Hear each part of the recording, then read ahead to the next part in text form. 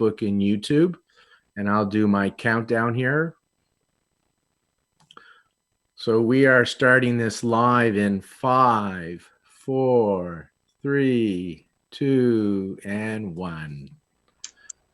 I want to say hello to everybody. My name is Lauren Brown. I'm the founder of Healthy Seminars. I'm also a doctor of Chinese medicine in Vancouver, British Columbia, Canada. And we are here on our live webinar for Conscious Tuesday. The theme is finding calm in the presence of uncertainty.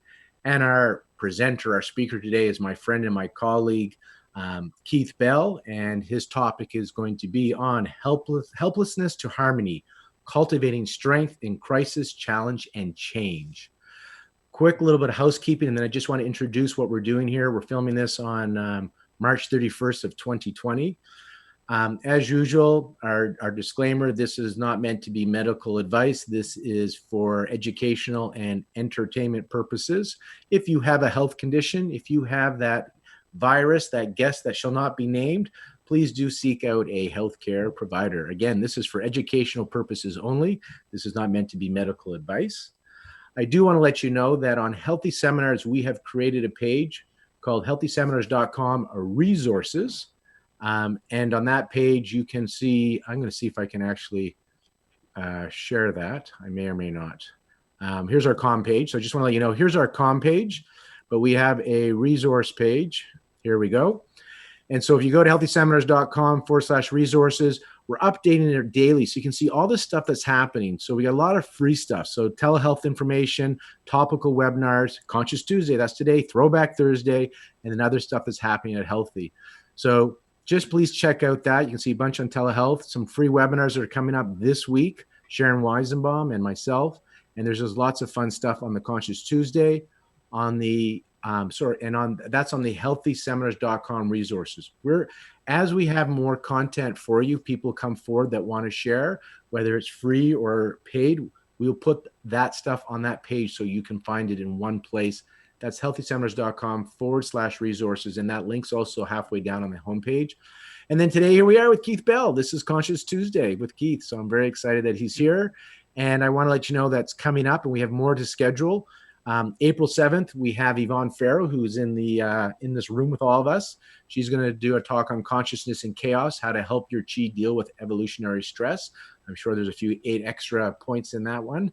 And on April 14th, we have Lori Deshar, Return to Origin, Self-Care Practices for the Soul. And we actually have a few other work in processes for Conscious Tuesday. And I want to remind you, the first one was with Randine Lewis on March 24th. And the recordings, the live webinars, and all these free resources, the free resources, not the paid resources, but the free resources, you have access for 48 hours from the live webinar. So please either show up for the live webinar or watch that recording within 48 hours, because then it gets replaced with a new free webinar and it's gone. So you only have 48 hours to watch the recordings. My intention for setting up, we started this, the idea came on March 20th. And our first Conscious Tuesday was on March 24th. And the idea behind this is to create community. That's why everybody has their cameras on. And at the end, you're welcome to turn on your mics to talk to Keith and ask your questions, and we can all connect. Because during this time of isolation, although it's physical isolation, it doesn't have to be social isolation. So we can still have the community, and we made a logo called Community, Unity, Immunity. Community leads to unity and leads to immunity. It's good for our immune system. So putting these together, I don't want you to go and watch a recording 3 months from now in isolation by yourself. That's not why I put these up. I wanted these to create community. Hence, I want you to watch these within 48 hours and ideally on the live webinar. And I want you to watch the material. So this is your motivation to get in and do this right away, because after 48 hours, you don't have access. The whole idea of Conscious Tuesday, the second part, first part was community. Second part is the tools. I'm hoping the speakers will share some wisdom with you, which I know they have and will, so you can use these tools to help you find the calmness in the presence of this uncertainty. So you don't have to suffer unnecessarily during these uncertain times. And you can then take this to your community. And so a lot of you are doing telehealth, virtual consults. You can take the stuff you learn here, the stuff that you practice, and then you can also now go share that as value when you're doing these consults for your patients. Because just like we are in uncertain times, and some of us are experiencing anxiety and stress around this and aggravating diseases or symptoms we may have, or generating symptoms that we did not have, all of our patients, the current patients we've seen, and just the public, and they're in need of us. So that's the intention of Conscious Tuesday.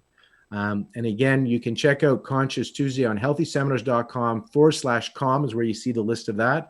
However, I suggest the best place to go is healthyseminars.com/resources, and you can just see everything that's happening. During the webinar, I encourage you to kind of scroll through the pictures, see who your friends are, say hi to them, because it's about community. At the end of the webinar and during the webinar, please post questions that you have for Keith in the chat room, because we're going to moderate those at the end of his talk. So we'll ask those questions. And then we'll also give people who want an opportunity just to turn on the mics and connect with each other. So hopefully that works for you guys. I'm going to turn off my microphone now, and I'm going to hand it over to Keith. It's all yours. Please entertain and inform. All right. Welcome, everybody. Welcome to my home here in Richmond, Virginia. Thank you, Lauren, for having me, and thank you for creating this event. Community is a biological imperative. It's something that we need to survive. And so when Lauren called just a little over a week ago, even if it was about a week ago, and said he was creating this event that was going to be free for all of us to come together, both practitioners and non-practitioners alike, that we can delve into consciousness, that we can delve into ways to help each other through this time of stress, crisis, and challenge. So we came up with this talk tonight, and the talk is From Helplessness to Harmony, Cultivating Strength in Crisis, Challenge, and Change. So the way that the talk is going to go is basically we're going to start talking about helplessness and how we actually learn to be helpless. And then we're going to talk about cultivating our strengths and our virtues from both a positive psychology point of view and traditional Chinese medicine, 5-element, divergent meridians, low vessels. Although we'll talk more about that later in Chinese medicine classes. But basically, I want you all to realize that during crisis, challenge, and change, we already have the tools to actually not only survive, but to use this time and to thrive. It's a time that we come back in, we gather our resources. And what I'm hoping I'm going to teach you all tonight is ways in which to do that. Last week, we started with a meditation that Randine led. Tonight, I want to start with a prayer. Now, I know that there are people who are prayer adverse, but just hang in there. We're not going to talk about any deity, but we're going to start with a prayer that I was taught in 1996 by a spiritual teacher of mine when I left Richmond to go to Chinese medicine school. And it was a prayer he told me to do 3 times a day, every day for 3 years. And I just followed the instructions and I did it. It's a very short prayer. It's a very simple prayer, but when we get to the later on in the talk, you're going to see it actually is a very powerful prayer. So we're going to sit and we're going to gather ourselves just for a moment, and I'm going to repeat this prayer 3 times. And then we're going to discuss later on when I talk about virtues and temperaments and character strengths, how this prayer actually led to my virtues and temperaments and character strengths. So everybody, sit back, just take a deep breath in, inhale through your nose, exhale through your mouth, slowly, another breath, and center yourself in the here and in the now. Deep breath in, feel your belly rise, exhale through your mouth. And the prayer goes like this. Beloved existence, upon this day today, I am grateful for life. Beloved existence, because I am grateful for life, guide me to be useful. Breath in. Beloved existence, upon this day today, I am grateful for life.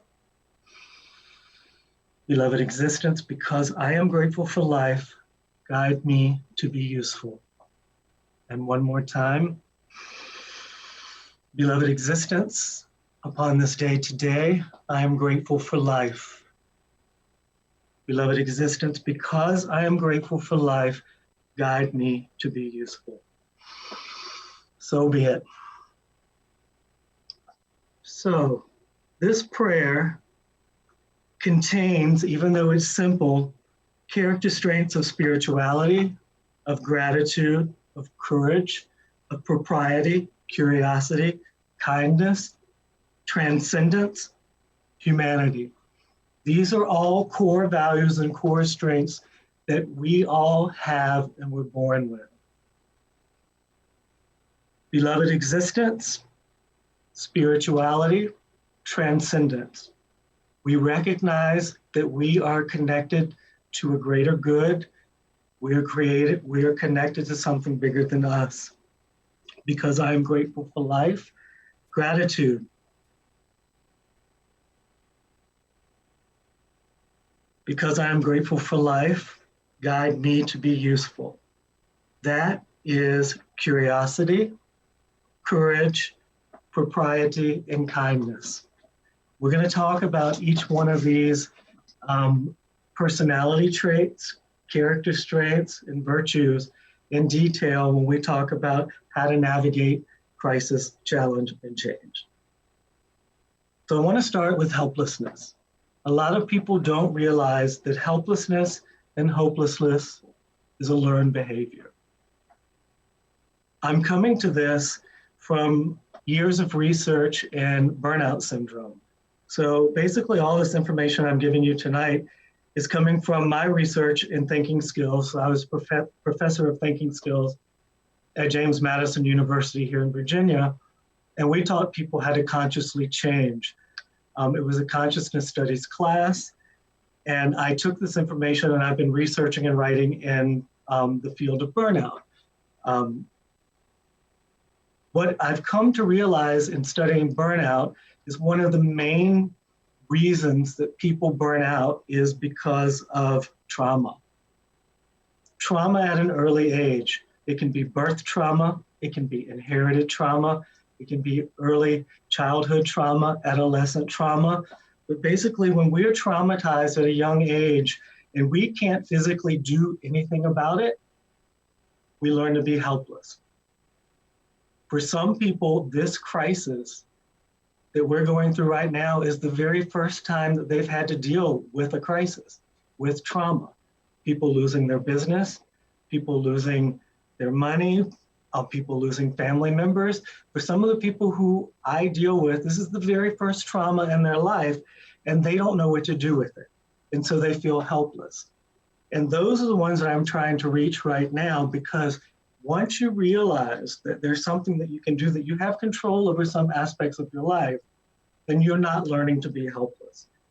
So helplessness from trauma, the earlier age that it happens to you, it can be physical, mental abuse, it can be insults from bullies, it can be divorce, it can be death of a family member. I work a lot in youth experience in homelessness. So youth who have no home, basically the earlier in which we experience trauma, and the more helpless we are when we experience, we actually learn to be helpless. And so when times like this come up, it can be a physical crisis, it can be an imagined crisis, it can be stress that we imagine.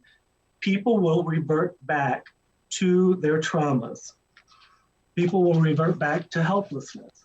And that's kind of where we are now. In Chinese medicine, we know that trauma in early childhood traumas, stresses are stored in the bodies.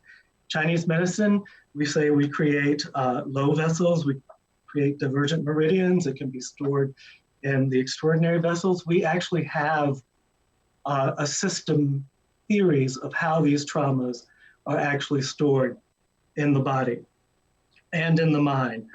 And so just as helplessness and hopelessness is learned, it can be unlearned. And that's what I'm hoping that we're going to get out of this tonight. And I would love some dialogue about it from any of you, because I know we have some experts here in trauma and how it's stored in the body at the end of the talk. But one of the ways that we can actually access and process our traumas is to realize that you have control. So emotions are just a response.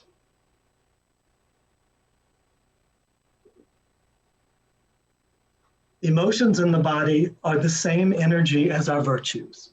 So as a water person, you know, you have the virtue of wisdom, you have the virtue of a philosopher. Wood people in the 5-element theory, they're pioneers, they're very creative. Fire people are sages, they're wizards, they transform, they connect to higher purpose. Earth people are peacekeepers, they connect to individuals, they serve, they're very empathetic. Metal people are inspirational, they are very hopeful. But when we become exposed to stresses and when we become exposed to traumas, then kind of the other aspects of the energies take over. So the virtues, if you're water deficient and you fall into fear, fear is the exact same energy as courage. And so what I want people to realize is that when you have an emotion, the emotion is not who you are. The emotion is an experience that we have that needs to be processed. So this week I've been working on what I've been calling my directives. So my I am directives, and I came up with a few that I just kind of wanted to share with you. I've been posting a few of them, like my water directive that I came up with last week is, I may be experiencing fear, but I am courageous. I am wise. I am strong. I am faithful. I am self-sufficient, and I have faith in myself and others. All of these are characteristics. All of these are strengths of the water individual. If you're feeling fear at this time, more than likely it's fear that has been stored in your body and is being triggered. Fire person, you know, I'm working on my fire element right now, but because I am a fire element, you know, I'm going to move towards anxiety. But anxiety is not who I am. Anxiety is an emotion that I need to feel and process. And what's happening right now is I'm seeing a lot of people, friends, patients, who are actually not just identifying with these emotions of fear and anxiety and hopelessness and helplessness. They're embodying them. So I see people say, I am afraid, I am terrorized, I am anxious. The I am directive is very powerful to the mind. When you say, I am afraid, you become afraid. So one of the things I want people to get out of this is when we're in times of crisis and in challenge and trauma, realize that the fear is not who you are. The fear is courage. You find the strength, you find the wisdom in the fear. You access the water element, you access your self-sufficiency, your faith in yourself, your faith in others. I will get anxious, and I have to remind myself, right now I'm feeling anxious, but I'm passionate. I'm very joyful. I'm very loving. Fire element traits. The wood element, people who are wood type people, they're very strong and rooted and grounded and upright and righteous. But in chaotic and unpredictable times, they become disoriented. So my I am directive for the wood type was these times may be chaotic and unpredictable and may cause me to feel disoriented and judgmental and frustrated and angry. However, I am rooted, I am creative, and I am benevolent. I'm a visionary with the ability to plan for the highest good and see the bigger picture for a greater future. That's what the wood element's about. It's about being grounded, rooted, clear vision for a greater future. Earth element people, Earth element people right now are having, especially in my field, a really hard time because they want to help. The strength of the earth element is to be helpful, to be connected, to be empathetic. But the weakness is the worry, the obsessiveness that will happen when we get afraid, that will happen when we're challenged, that happens when there's a crisis. So again, for all of the earth people out there, you may feel helpless. And again, helplessness is something that we've learned. It happens when we feel like we can't do anything about the situation. You may feel helpless, but you are supported, you are connected, you are grounded, and you can be of service. So one of the ways that we navigate crisis and we navigate challenge and we navigate change, one is to realize that we all have these virtues. And scientists have recently, well, they've been working on this for a long time, and this is going to sound very much like Chinese medicine, but it's not Chinese medicine.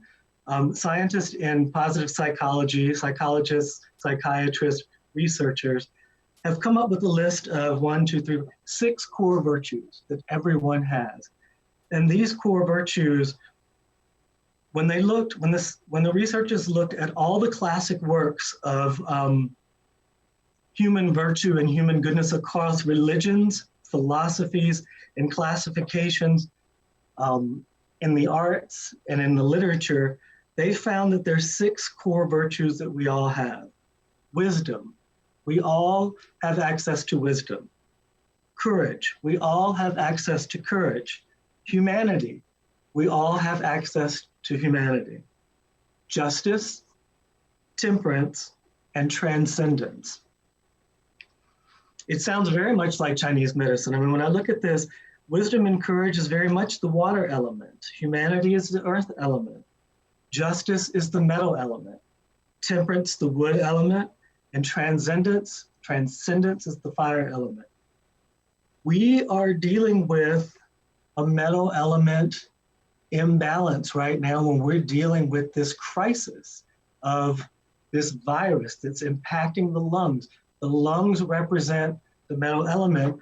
And last week, Brandine talked a lot about strengthening the lungs and strengthening the metal element, and specifically strengthening lung yin. This is a hard time for people who have metal element deficiencies right now, not just on the physical plane, but in the mental and emotional and virtuous core virtue. The core virtue of metal is justice. And people who are having metal element issues right now, they're seeing the injustice in everything. They're seeing the injustice in the government's or our government's handling of this crisis. And they're seeing the injustice in the world and who's being affected and who's being helped and how do we decide who's being treated, and the injustice in the resources, because metal element is all about resources. We're seeing this metal element playing in the greater consciousness. I mean, we're even searching for resources to actually help people heal. So I feel for the people who are really suffering right now, because a lot of them do have metal issues. And then the earth type people who really want to keep the peace and who really want to help And now they are struggling because they're in isolation and in their home. Remember that we have control. So people who actually do better in situations like this are people who are optimists. And just like helplessness is a learned behavior, optimism is also can be a learned behavior. There's something called learned optimism. And so people who are not faring as well are the people who have learned helplessness and who tend to be pessimistic. So one of the things that I want people to realize is optimism can be learned and it can be cultivated. And one of the ways to cultivate it is to know your character strengths and to know your virtues. And we're going to talk about that in a minute. But what is an optimist? An optimist is a person who actually sees times like this as a challenge. So I titled this crisis Challenge and Change because change is inevitable. It's the one constant. I mean, our whole study in Chinese medicine and philosophy is based on change and natural change and how one element becomes the next. And so we understand change, but during a crisis, that change ignites or releases these past unconscious traumas, and a challenge can become a crisis. And that's what we want to stop, because we're going to have a whole society of people when this is all done and we're helpers that are going to burn out. Because again, burnout syndrome can be directly linked to crisis and trauma, and unexpressed or untransformed crisis and trauma. So one of the ways that we can get through this is right now, learned optimism. All optimists see change or problems as a challenge. They also see the control that they have.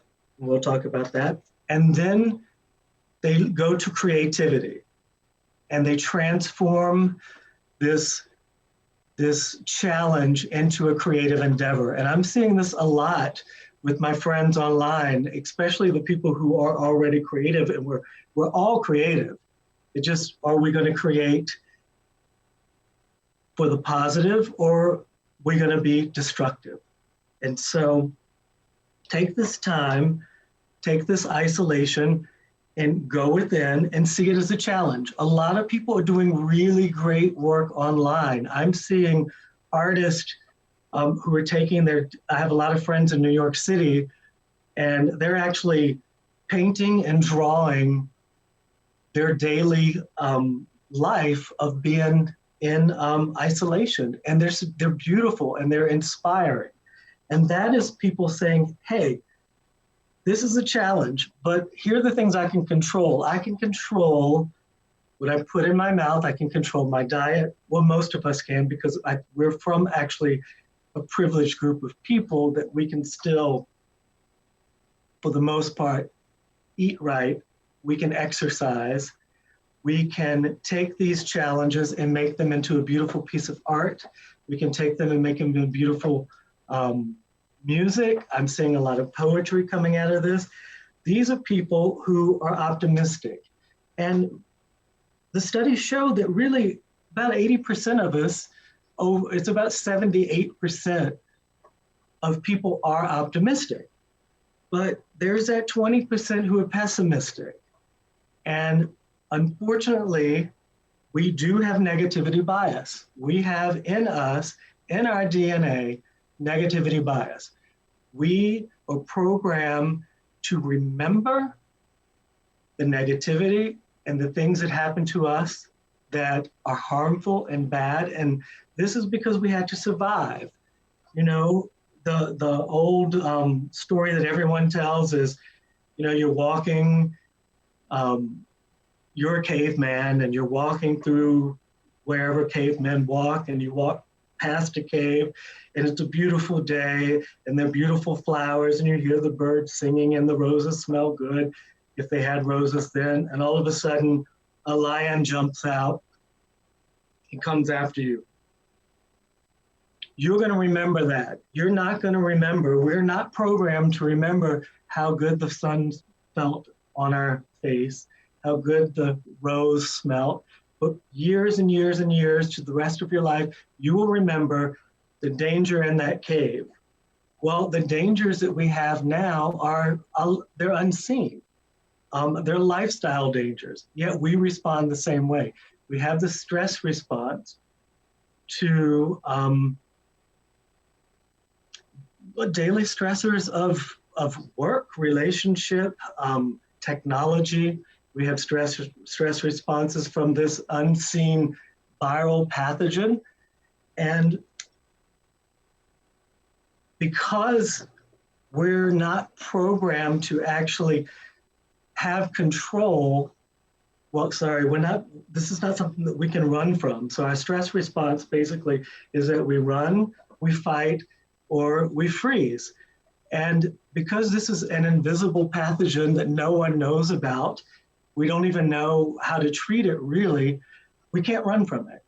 Most of the stresses in our daily life right now, we really can't run from. A lot of them are intellectual stresses. We can't fight them. So what we do is we freeze.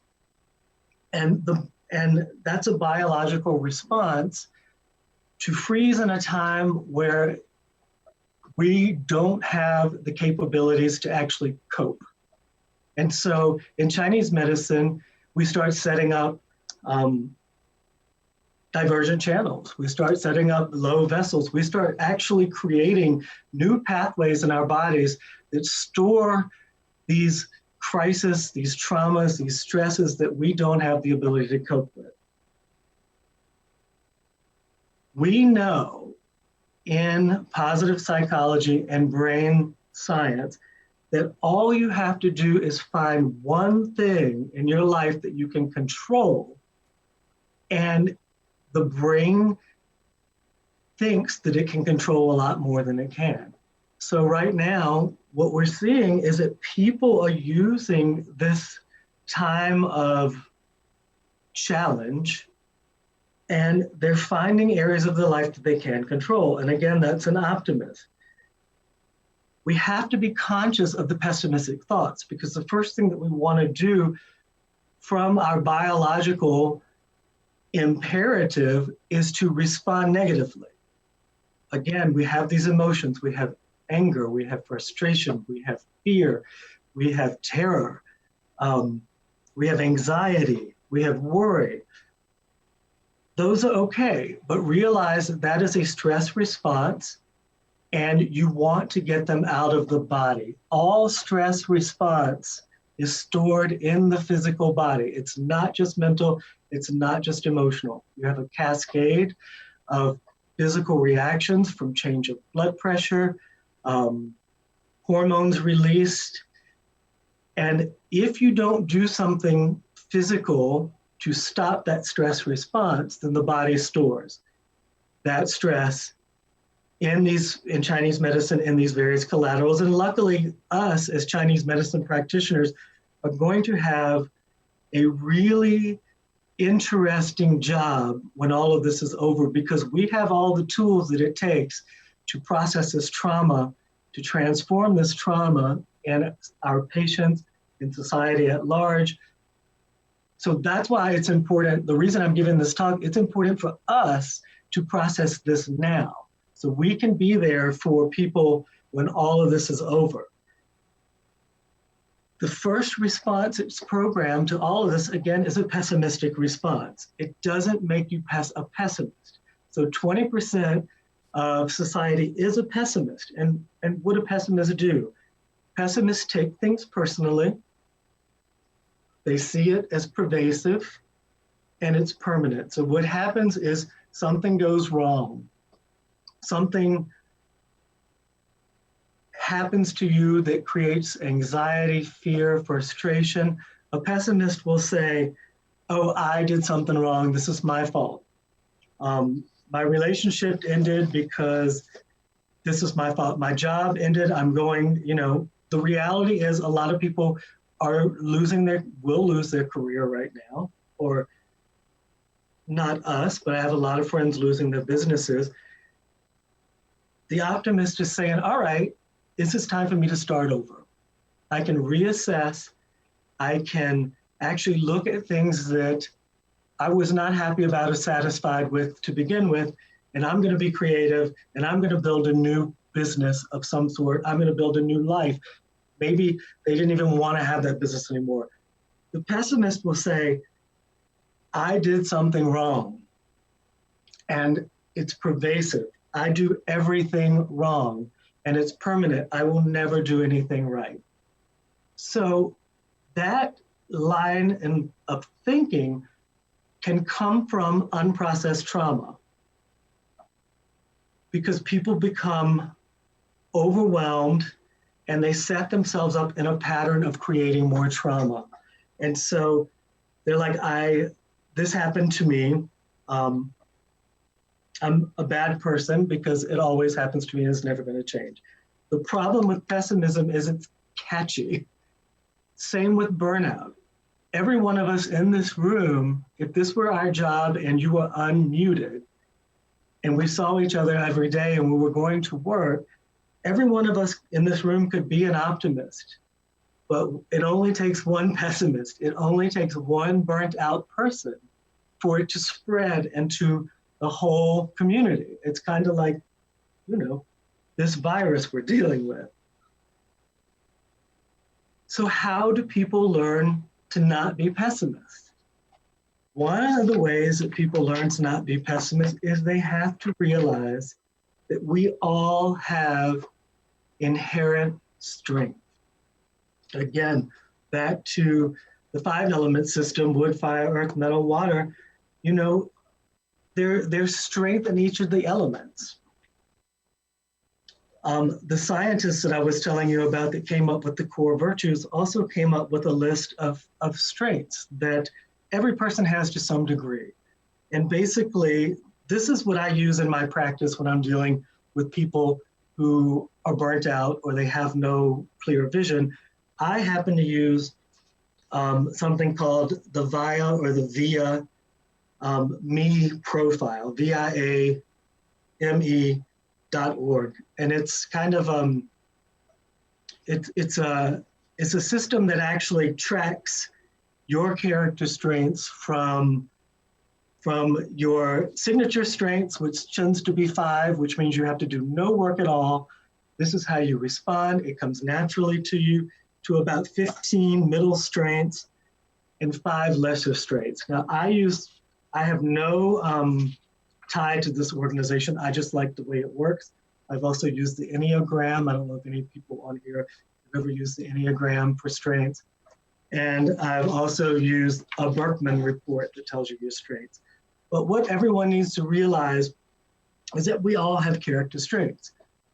My top 5 happen to be curiosity, perspective, love of learning, spirituality, and humor. They all fall, most of them fall under wisdom and transcendence. These are the strengths that I call on when I am in a challenging situation.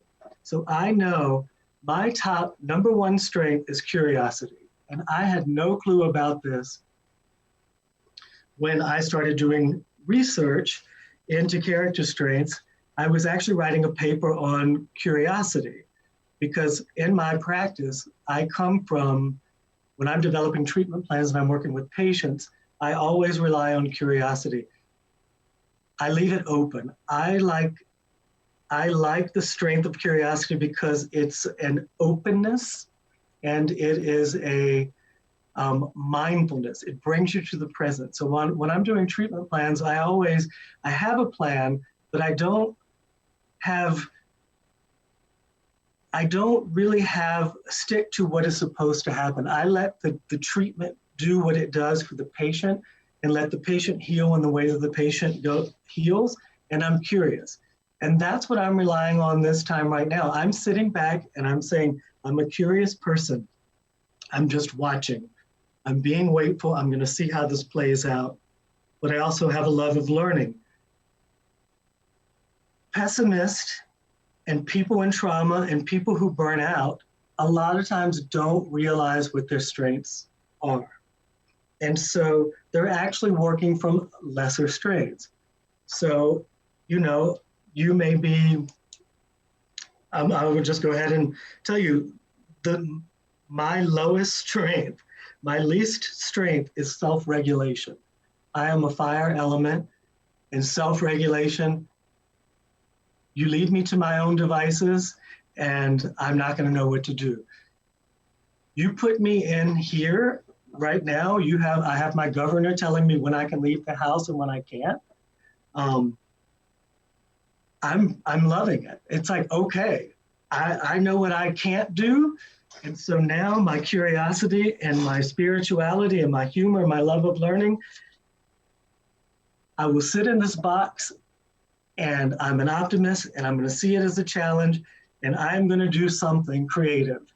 And part of it is coming up with these I am directives of helping people realize that, again, you know, the challenge, the crisis, the emotions, they're transient. They're just a part of you. So I'm actually doing well in this here in this someone putting restrictions and constriction on me. Again, I'm looking back at the metal elements and the people who do a metal element's all about fairness and justice. I kind of I have a metal reaction. I'm sad for those people, but you know, you need to realize that the metal element is also about hope and inspiration. And so this time is a time that you get out and you inspire people. I hope I'm making sense to you all because I feel like I'm as my husband says, jibber jabbering. We love your jibber jabber. Okay. So I'm going to go back. Okay, good. I'm right on time because I'm almost done with what I want to talk about. I'm going to go back to the title of the talk. And the title, again, From Helplessness to Harmony, Cultivating Strengths in Crisis, Challenge, and Change. People, learn your strengths. I don't care if it's through a 5-element perspective. I don't care if it's through this like via character strength profile. There's so many ways out that actually access your strength. Know what your strengths are. See a challenge, see a crisis, see a change as a challenge. Get creative and learn to be optimistic. Again, we don't want to be helpless at this time. We don't want to be overwhelmed because when you become overwhelmed, it gets stored in the body. Move the body. They're great things to actually get stress out of the body. The number one we know, or science says, is actually movement. Conscious movement. Do your Qigong, do your Tai Chi, do your yoga. I do a system called Elemental Body Alignment System, which I'll send out to you at some point, that aligns the elements intentionally to process trauma. But again, from helplessness to harmony, cultivating strength in crisis, challenge, and change. What is harmony? This is the end. This is the end of my talk, and then we'll discuss. So in burnout literature, there's a lot of work or talk on life-work balance. And notice I did not say from helplessness to balance. We're going from helplessness to harmony. Balance is a state of equality. Balance is basically you're looking at your lacks and you're looking at your excesses and you're moving an excess to a lack in trying to balance a scale, you're trying to walk a tightrope. Balance is constant work at rearranging parts. It's a situation where different elements are equal or in correct proportion. Balance is something that we always strive for, but we really, really never really get. I want you to strive for harmony. Harmony is a pleasing arrangement of parts. When they're in agreement, we're in accord, we're calm, and we're tranquil. In music, it's the quality of forming a pleasing and consistent work or whole. It's different notes that are arranged together to create a beautiful sound. So I want you to tune in. I want you to vibrate. I want you to raise your consciousness as what we were talking about last week. Harmony is about being okay in all aspects of your life. It's not about taking from your work life. It's not about taking from your family life. It's not about taking from your joy. It's about bringing your passion. It's about bringing your strengths into all aspects of your life, and you resonate. And when you resonate in accord with one another, with your career, with your family, then it's not work. It's the Tao. It's being one. It's being open and beautiful and resonant. It's raising the vibration. And that's what we need to do right now. So my challenge to you is to see this as a challenge. I want you to learn your strengths. I want you to be still. I want you to be open. I want you to shift your consciousness. This is the perfect time for every one of us to go back to where we began in the beginning when we became acupuncturists or we became therapists or we became massage therapists, and go back to the reason that we did it and make sure that you are in harmony with yourself and your strengths. So be it. Questions, discussions, concerns. Keith, that reminds me of when I do the last Dispenza workshop, when he does his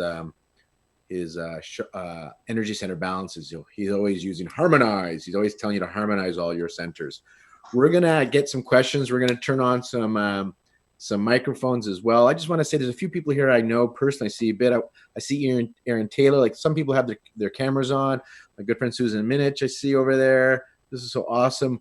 Way over in Germany, I see Jessica. Hello, Jessica. Yvonne in LA. It's just nice to see so many people here, and I can hit an arrow. If you guys don't know this, there's an arrow that you can click, and then it will take you. There's Tracy. Danny. Hi, Danny. Thanks for the email today. I see Danny there. Look at that. Denise. Yay, Denise. Me and Sandra were just talking about our book, our Petals book the other day. There's Julie all the way in the Twin Cities. So just so many people here. I'm recognizing go on forever. It's so awesome. Oh, there's Kane over there. Susan Schiff. Look, I love this because I really want to get all of us together here. So we're going to take some Q&A. I got some questions on the Facebook as well. But first, we're going to unmute our microphones and just start hello. If you see somebody there you want to say hi to. And I think the team, it will once in a while, the computer, the system will pick up people's microphones and make their picture show up, right? I think that's what will happen. So feel free to chat. It's going to be noisy. Last time we did this, it was neat that you could start to pick out voices of people you know. So let's just do a few minutes of connectivity here. Start to wave and say hi to everybody because we don't have that opportunity anymore. Hey, everybody. Hi, everyone. Wonderful to see all your faces. Hi, everybody. That was great. Hi, Keith. Hi, everyone. Hey, Denise. Feels so long. Hey, Denise. don't really know each other It's personally. kind of fun to hear all these We voices. are colleagues. He's Come not on. an acupuncturist. Hey, No, he's not. perspective, Keith. All right. Yeah. Thanks, y'all. Buddy. Autonomy and kind of Oh, choice. there's Misty's here. was Misty's so here. fabulous. Jennifer's here. Jennifer. Hey, Lauren. Like powerless. Ellen, Do Susan, a mute now, Judy, team. hello. Mute everybody. There's Christy. Unmute Keith and myself. So we're gonna do some Q&A. I just hope I enjoy that a lot. Like, I hope you guys like that too. Isn't it nice to kind of just see each other for a few minutes? We need this, right? And so the whole idea of right now we have on our resource page, I'm just going to bring this up again because we've put together a whole bunch of stuff. So you guys may not be aware. Remember the free stuff you have for 48 hours, right? Why? We got 101 things going on, and I want you to be here live. I said I am. It's less of I don't want to put out content that you're not going to watch. I don't want to put out stuff and then it sits on your shelf for a year. So I'm inspiring you, motivating you to come to the live webinar, and you got 48 hours because I want community. I want connectivity. That's what this is. Why I'm doing this. If I just wanted content, then I would just pump out a bunch of content and release it, and you can watch it on your own. That's not what Lauren Brown's about right now. We need the community. We need the unity. And so I'm looking for people to come. I'm not interested in just creating content. Everybody's doing that now. So I don't feel bad because there's so much content on the web right now. Thank you, everybody that's doing that. I'm looking for the connectivity. So you only get 48 hours for our stuff. So come to the live or watch after. Wednesday, April 1st, we got a free webinar from the Jane people and Natasha. I've already been to this. I saw it already once. And they're doing it again, and they're going to improve on it. So this is an excellent telehealth thing. It's 90 minutes. Check it out. It's for free. This is a paid course for 5 hours. I've done Natasha's course. It helped me and my clinic launch our telehealth. It's excellent. That's why I brought it to Healthy Seminars. It's a full day, 5 hours. April 6th, another free one. This is with Deborah Betts, Claudia Sikovitz, Kate Levitt from Australia, Emily Solomons from AcuBalance. They're going to share techniques how you can provide value virtually to your pregnant clients. Because guess what? The babies are not going to wait for COVID-19 to go away. So we have to still help our pregnant clients. So they've put together on the 6th a free 90-minute workshop as well, or 2 hours. And at the end of it, we got people from the Jane coming back to help us with the telehealth technology. But it's all about giving you tools that you can go share with your patients online. And then on April 11th, we have CT Holman. If you're going to be doing telehealth, you need another skill, facial diagnosis, how to use the face to find out what's going on with the patient. So that's a 3-hour course. This is free by Sharon Weizenbaum. It's actually going to turn into a series, Classical Chinese Herbal Principles in Action in Response to COVID-19. What this is not, is this herb treats COVID-19. This formula treats COVID-19. Why? That's not Chinese herbal medicine. She's got together her cases and her students' cases. They're students. They got 20 plus years experience, but they've studied under Sharon Weizenbaum. And they're going to share with you what they're doing to treat people with COVID-19 during and after, and the success results that they're seeing. And guess what? There is no formula. They'll have the patient comes in, they're diagnosed with COVID-19, but they have the presentation and they're choosing certain formulas based on the presentation and they're getting results. So they're going to go over the common formulas they're using to treat certain cases on how the COVID is presenting, because it's presenting different in different people. Guess what? Keith just talked about it. We're not all the same. We got different elements, different energies. We got different constitutions. Of course, we don't all present the same.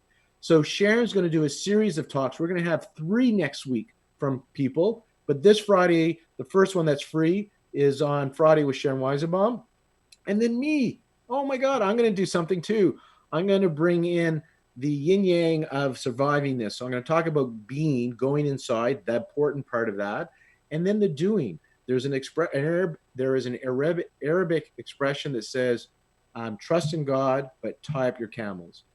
Meaning there's things you do have to do in this time, and you also have to let go of form and outcome. So control the things you can, and then let go and release the things you can't.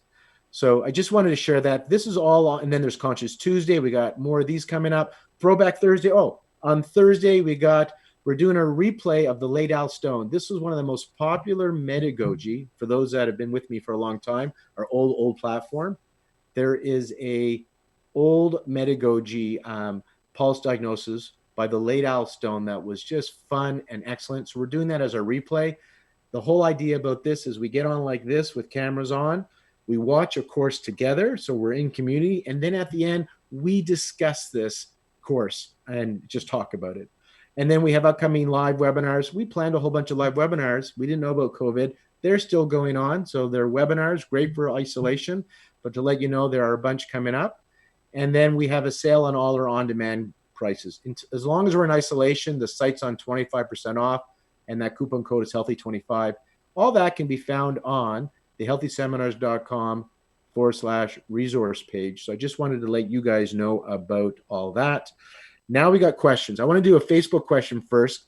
Somebody asked, Diane asked from Facebook, why is metal so out of control, so out of balance at a time of the year when it's not metal?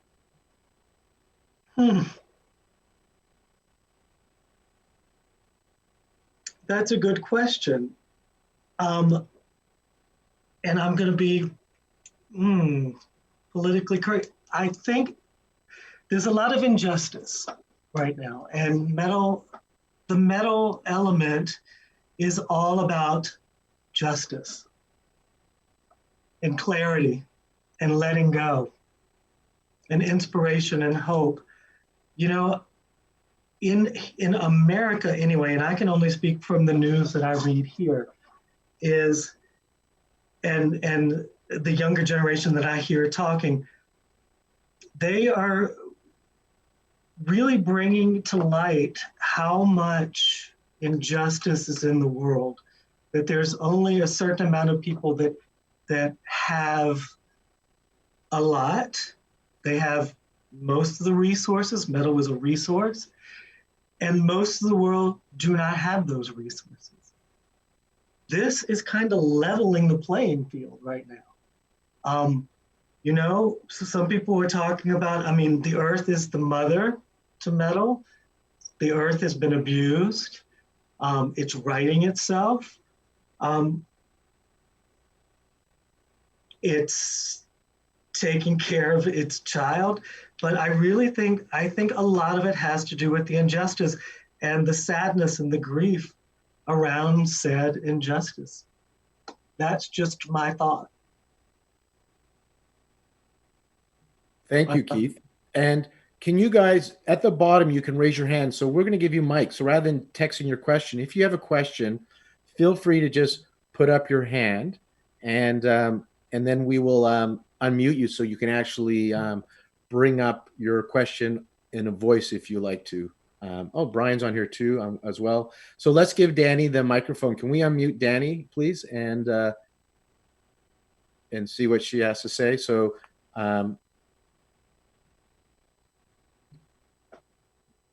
I'm going to unmute you, Danny. There. I think I did. No. Yeah. Okay, Danny, you should be able to talk. Let's see if we can hear you. No, I'm not hearing her. Are you, Keith? I hear nothing. All right.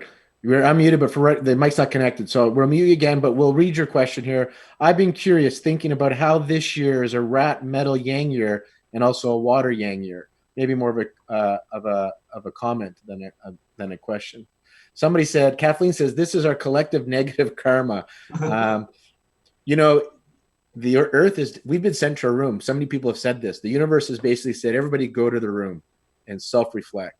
And so I've been doing these workshops in Vancouver for the public, and I'm going to do a version of, I think if this goes on longer, late April, I'll do it, what I'm doing for myself and my patients. But in February, when I did the workshop, after talking to Bruce Lipton about this, I just got a sense that there's such a change in the consciousness on a global collective level. And people are waking up on an individual level, but it really felt like we're starting to wake up on a collective level. And I got this sense that there's going to be an earth reset. And many people have been saying this. And I think that's what this is. It's a reset, you know? And when I do my Dispenza workshops, they always say, we want the unknown, right? Because that's where creativity comes. But unknown's uncomfortable to the ego. So here we all are. We got the unknown. This is unprecedented. We don't know what this is about. It's crazy time. And this is where our medicine and our skills are so important, and the spirituality of our medicine. Because I know for myself, even when I did my training back in the 90s, I remember in the classical classes, I kind of ignored it. I was more of like I wanted the Western understanding of it. And I became a very Western style acupuncturist. And, it lost the spirit. We say that there's a mind body connection, that the emotions are so important. In Chinese medicine, we treat the body and the emotions. But myself, I was a very physical type of practitioner. And again, that spiritual part is coming back, and we're being forced to go back to the roots of our medicine on the spirit, on the emotional level, because sticking a needle in stomach 36 is just not going to cut it anymore. We're really going to have to address stuff. And that's why I'm excited. Next week, we're going to have Yvonne Farrell who's going to talk a little bit about the 8 extras. But I don't know what we're supposed to be doing, but I do know we're supposed to be being. And so every day I'm spending hours doing my being, my practices, and then I'm out here now doing, right? However, my focus is being. I start my day with, before there's email, before I listen to the news, I do over an hour of being. And then throughout the day, I do my being. I'm working harder now than I've had in a long time. My mornings start really early and they go really late, but I've gotten more being time than I've had in so long. Like I'm doing hours and hours of being.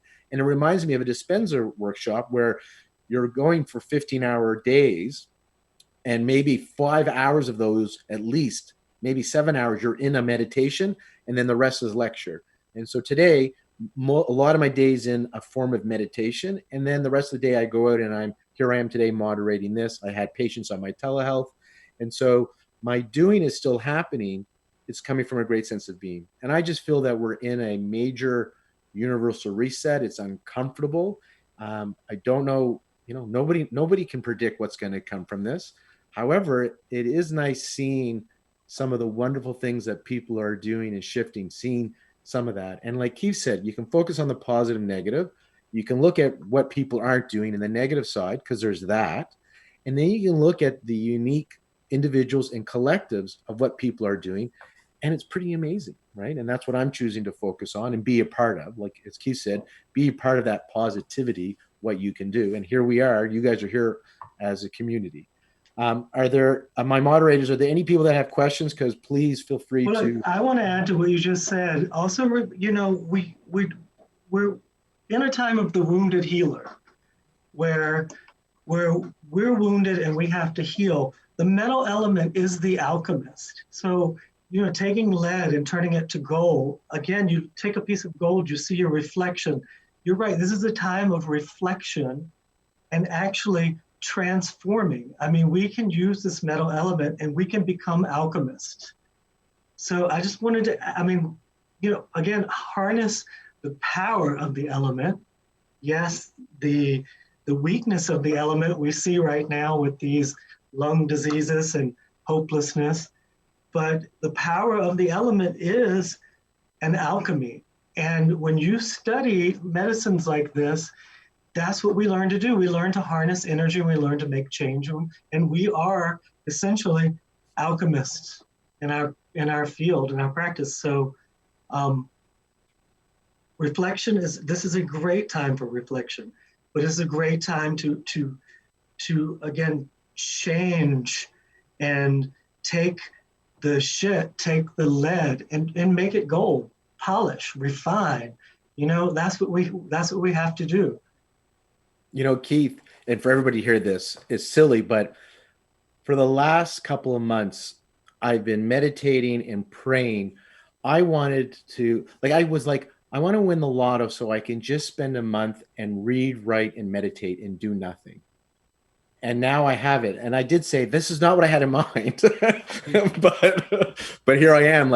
I have no guilt if I want to sit and do nothing, because I'm not allowed to go into my clinic. We're not practicing.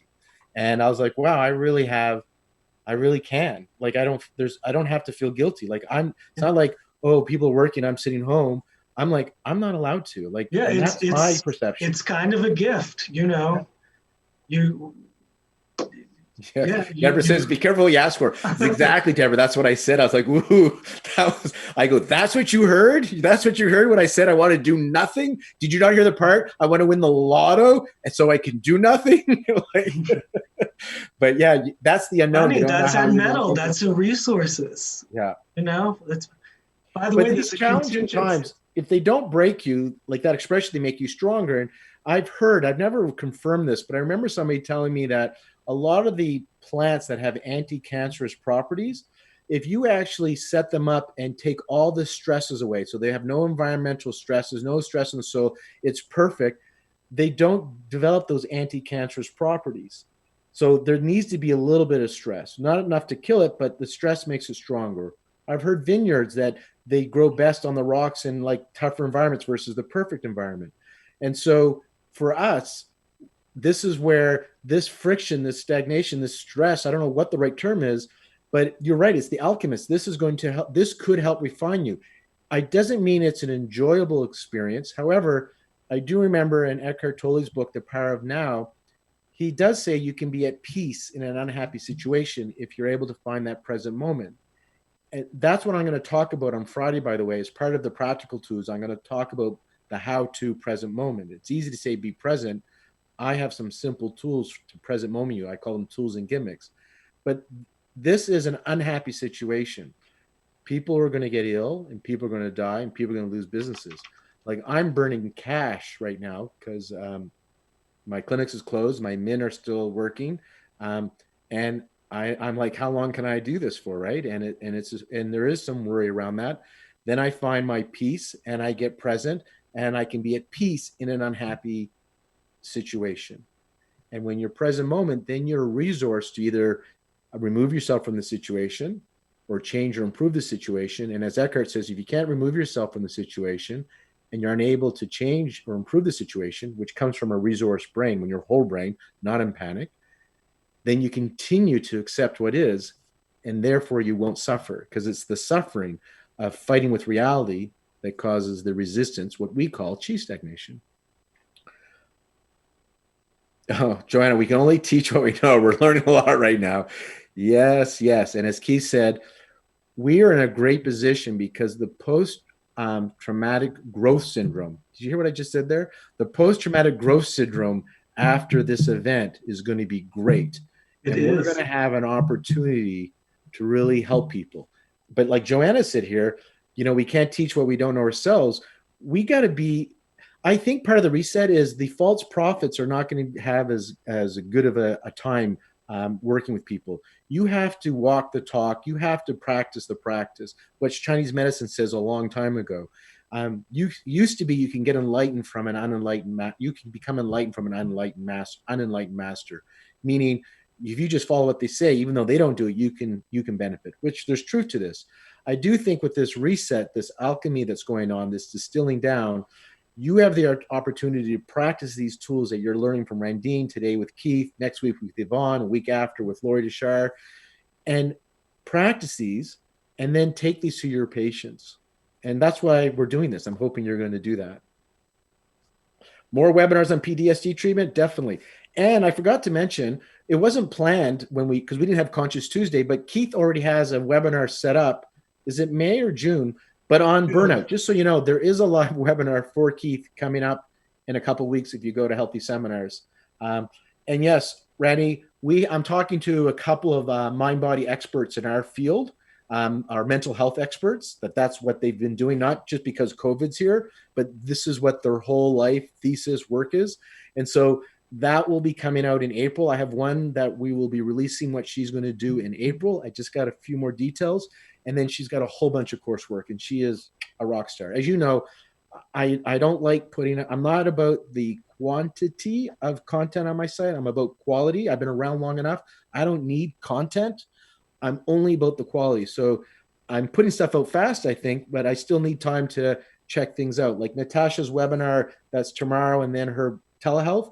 There's tons of telehealth out there. I had to find one that I like for my clinic, and now I'm sharing it with you guys. So it does take time for me and my team to kind of read through, listen, talk to, and really make sure this is quality content, not just content.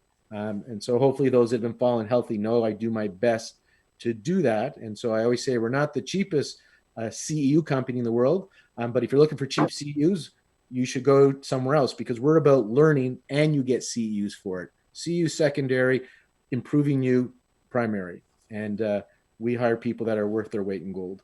Are there any other questions? Otherwise, we're going to. There is a hand up. A hand up. Okay, Lorianne, unmute them and let's hear from one of our colleagues. Who is it? Hi, my name is Scott Putman, and I just want to say, first of all, thank you, Keith, for this wonderful sharing and all this beautiful information. As a practitioner in movement, what I've been noticing in making these shifts and changes, this positivity that you're talking about, this creativity is happening.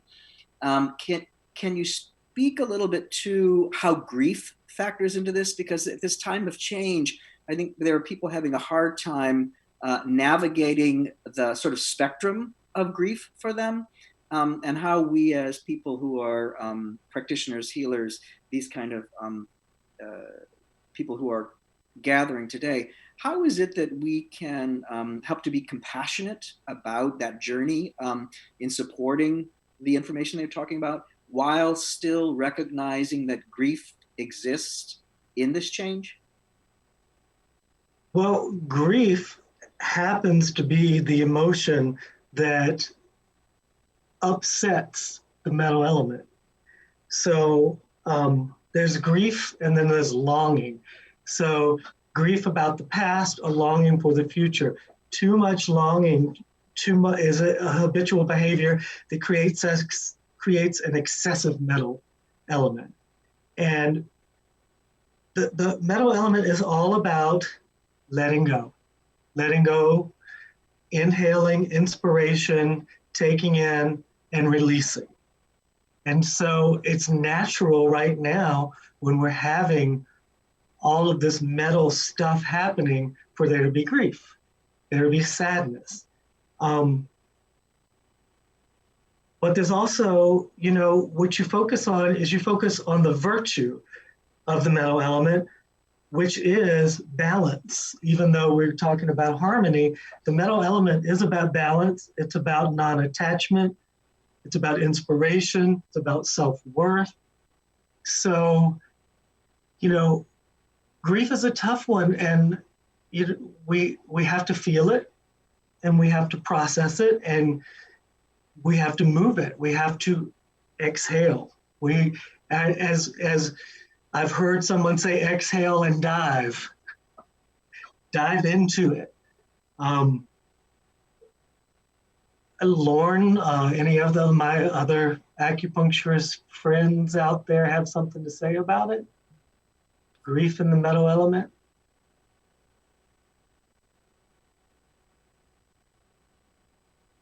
Anybody there? I'm here and listening and just seeing if there's any hands up. I mean, the whole idea of all the emotions, as we know, are okay in Chinese medicine. It's when they become extreme or go on long term, they develop into. So human, and this is the present moment. My type of work is to accept what is. The Byron Katie work, the Eckhart Tolle work is where I just feel the sadness and be very present with it. And often that just being present with it, it transforms it. If you have an emotion and then your thought connects to the emotion and then the emotion creates more thought, it's a vicious cycle. And so it's about being present with it. And just for me, it's feeling it. And I use these tools to just get really present, get resourced. And then I choose, how do I want to feel? And then I start to elicit that vibration. I bring up those feelings only after becoming present with the sadness, just really going into it. And this time has allowed me, because if I'm busy with all my practice, everything, I don't always give myself the luxury to be.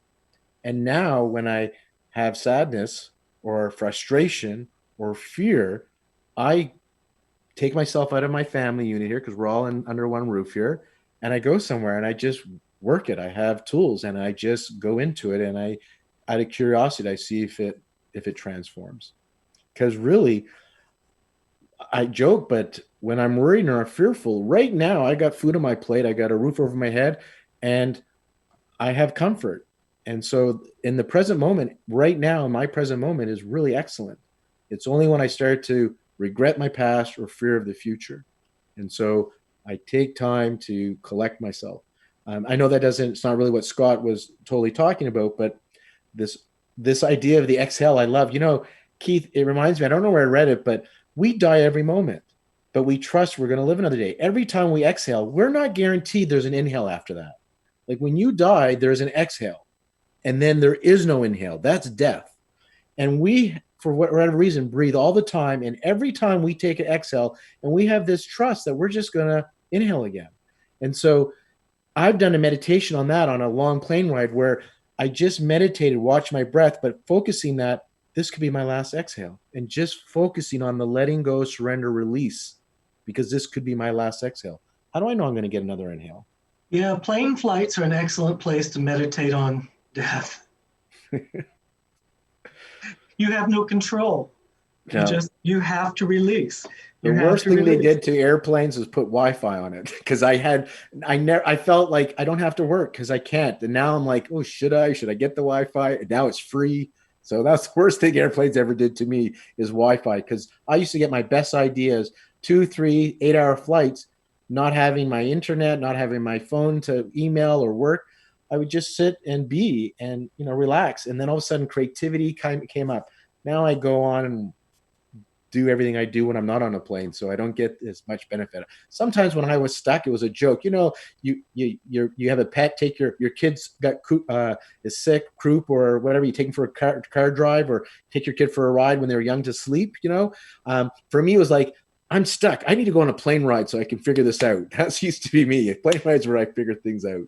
Well, all of that's coming up now. Again, with everyone being in physical isolation, I'm talking to my friends in New York, and they're working 24/7 because they didn't realize that you have to have boundaries even when you're alone because of the technology we're on at all points. So I have friends that have no jobs, yet they're working 24 hours a day right now because they have access to everything. And so I don't know what made me think about that other than you were talking about your plane ride, but it just made me think about, now is an excellent time to focus on what are our boundaries.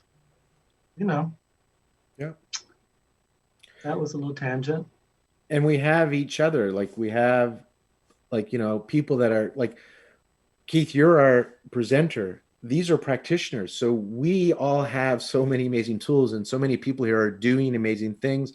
I heard recently that California acupuncturists will be able to volunteer on the front lines. I think that's what I heard recently. So just some of the roles that you're going to be able to play to save lives and help people, and doing so, putting yourself at risk. There's just so much respect and opportunity that can come here.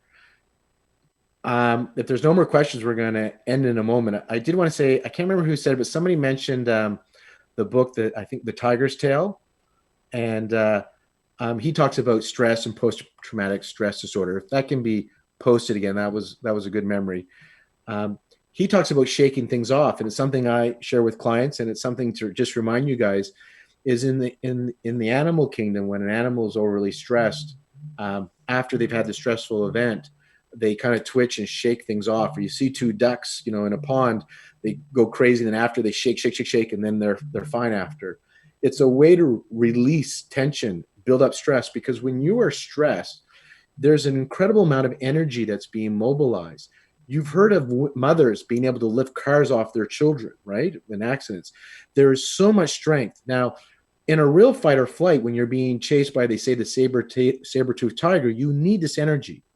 But when you're worried about bills being paid, and yet you still have money in the bank account, that fight or flight is really not a survival benefit for you, because you're really not in a survival mode. You've gone into it and you got all this energy, but you're not running and you're not fighting. It's just all this energy building up, which causes disease.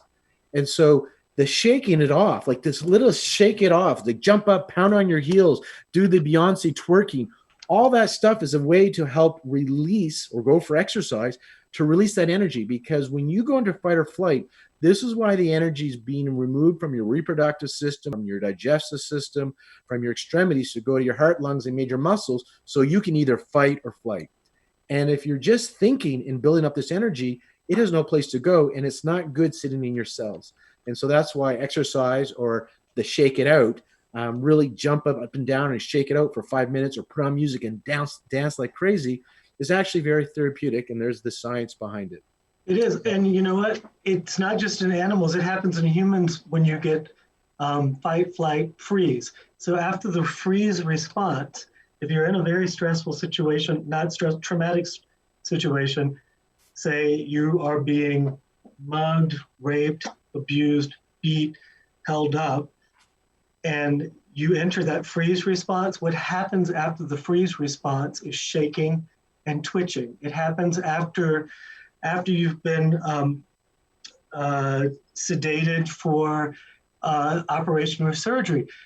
When you come out of that freeze response, the body twitches and it shakes, and that's how it actually releases that type of stress. So we as humans do it too, and that's why it's very important in any stressful situation, because again, stress has a physiological response. It is stored in the body. You need to process it. You need to move the body. Let the body know that it's safe. So let's move our bodies. So somebody said the gyms are closed. Randy, I agree. It's going to be more difficult to move. However, it's not impossible. And so you can get a skipping rope and just skip somewhere in your backyard, your front yard, or in a room. And let's turn on our mics and let's all twerk like Beyonce and shake it out. So I invite you to do this. This is how we're going to end this, but let's just not talk about it. It's never good for patients either. If you just talk about it, it doesn't matter. So unmute everybody, please. And then you got to start shaking it all out. Okay? Twerk it, shake it all out. Come on, everyone, shake it all out. Shake it up. Let it go. Shake on Let your it legs. Come, Randy. You said the gyms are hard. I want to see you shake. And shake it out. There you go. Keep dancing. How are you? Guys, thank Tell you me very about your doctor's appointment. It was fine. He wanted to James, know shaking it all out. Move it all. diseases, which Thank you. most Thanks, everybody.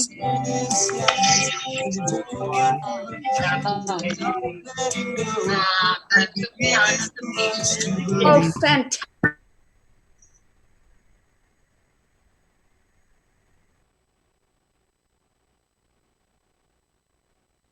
Team, you can keep everybody unmuted until we let everybody close off, so people can just say goodbye.